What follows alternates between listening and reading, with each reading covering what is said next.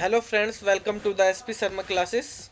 देखो, ये आज के न्यूज़पेपर की कटिंग है और इसमें एक न्यूज आई है कि हरियाणा सरकार में अब सारी भर्तियां अब सीईटी यानी कॉमन एलिजिबिलिटी टेस्ट और नए सामाजिक आर्थिक मानदंड से होगी। ठीक है। तो ये काफ़ी जो है लेटेस्ट न्यूज है और सबको पता होनी चाहिए, जो भी हरियाणा के बच्चे हैं और हरियाणा की भर्ती में जो है एग्ज़ाम देना चाहते हैं। ठीक है, तो उनके लिए ये बहुत ज़रूरी न्यूज है कि हरियाणा सरकार में अब जो भी भर्तियां होंगी उनके लिए पहले आपको सीईटी यानी कॉमन एलिजिबिलिटी टेस्ट देना होगा। चाहे वो ग्राम सचिव की भर्ती हो, पटवारी की भर्ती हो, कैनल पटवारी की भर्ती हो, लिखित परीक्षा भी इसीलिए स्थगित की गई हैं। ये भी इम्पोर्टेंट है। ठीक है। तो इसमें अभी जो है हरियाणा में जो है इन पोस्ट की भर्ती होने वाली थी, मतलब डेट भी आ गई थी, एग्ज़ाम अभी नहीं हुए थे।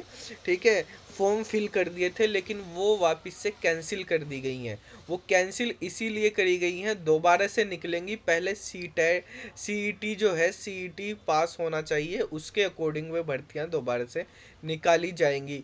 तो जो हरियाणा में पहले से जितनी भी भर्तियां थी वो सब कैंसिल कर दी गई हैं, जिनकी अभी तक रिटन जो है एग्ज़ाम नहीं हुए हैं।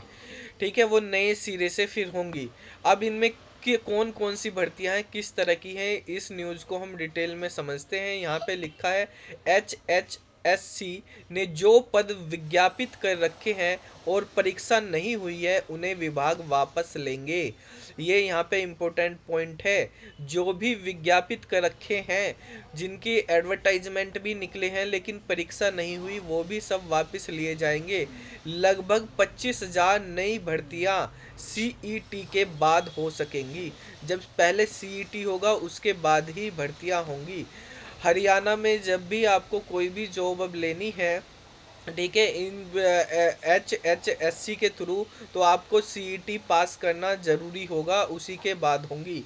अब इसमें कौन कौन से एग्ज़ाम होंगे हम ये समझ लेते हैं। सीईटी कौन कौन से एग्ज़ाम के लिए मैंडेटरी है। तो यहाँ पर देखिए, हरियाणा सरकार की अब सारी भर्तियाँ कॉमन एलिजिबिलिटी टेस्ट सीईटी के बाद ही होंगी। हरियाणा कर्मचारी चयन आयोग ने जो पद विज्ञापित कर रखे हैं मगर उनकी लिखित परीक्षा नहीं हुई है, वे सभी पद संबंधित विभाग वापस लेंगे।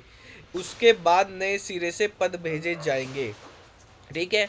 जो भी भर्तियां होंगी हरियाणा सरकार में वो सब सीईटी के बाद ही होंगी। जो एडवर्टाइजमेंट थे वो सब वापस लिए जाएंगे, नए सिरे से होंगे। अब इसमें आप आगे समझे, ये सारे पद सीईटी के बाद भरे जाएंगे। इन पदों पर सामाजिक आर्थिक मानदंड भी नए होंगे। हालांकि प्रदेश सरकार ने यह फैसला सार्वजनिक नहीं किया है, मगर दैनिक सवेरा को पुख्ता सूत्रों ने जानकारी दी है कि शिक्षकों के पद को छोड़कर, यहाँ पर यह भी इम्पोर्टेंट है कि शिक्षकों के पद को छोड़कर अन्य सभी पदों पर भर्तियां सीईटी के बाद होंगी। शिक्षकों के ये इम्पोर्टेंट हैं, जैसे हरियाणा स्क्रीनिंग होने हैं, हरियाणा स्क्रीनिंग की एग्ज़ाम जो है वो होगी शिक्षकों के पद को छोड़ के। जो हरियाणा स्क्रीनिंग में शिक्षकों के टीचर्स की भर्ती होनी है उसके लिए अभी सीईटी मैंडेटरी नहीं है अभी के लिए। ठीक है, लेकिन बाकी सभी के लिए है। शिक्षकों के पद को छोड़कर अन्य सभी पदों पर जो भर्तियां होंगी वो सीईटी के बाद ही होंगी। इसी कड़ी में आयोग ने पटवारी, ग्राम सचिव और कैनाल पटवारी पदों के लिए संयुक्त परीक्षा स्थगित कर दी है। ग्रुप सी और डी के लगभग 25,000 पदों पर भर्ती अब सीईटी के बाद ही होगी। आगामी फरवरी में सीईटी परीक्षा संभावित है। आयोग ने नेशनल टेस्टिंग एजेंसी का समझौता हो चुका है। सीईटी परीक्षा नेशनल टेस्टिंग एजेंसी लेगी, यानी एनटीए कराएगी। और जो कैंडिडेट जो है शिक्षकों के लिए टीचर्स की भर्ती कर रहे हैं, वो भी उनके लिए भी मैं कहना चाहूँगा कि वो भी सीईटी की परीक्षा दे ले। ठीक है, क्योंकि आगे आने वाले टाइम में इस बार तो टीचर्स की, शिक्षकों के जो पोस्ट है वो बिना सीईटी के भी हो रहे हैं, लेकिन आगे जो है सीईटी उनमें भी लागू हो सकता है, तो आप भी वो कर लें। तो देखो यहाँ पे लिखा है सरकार ने 30 दिसंबर को बदल, यहाँ पे कुछ अंक बदलने की बात है।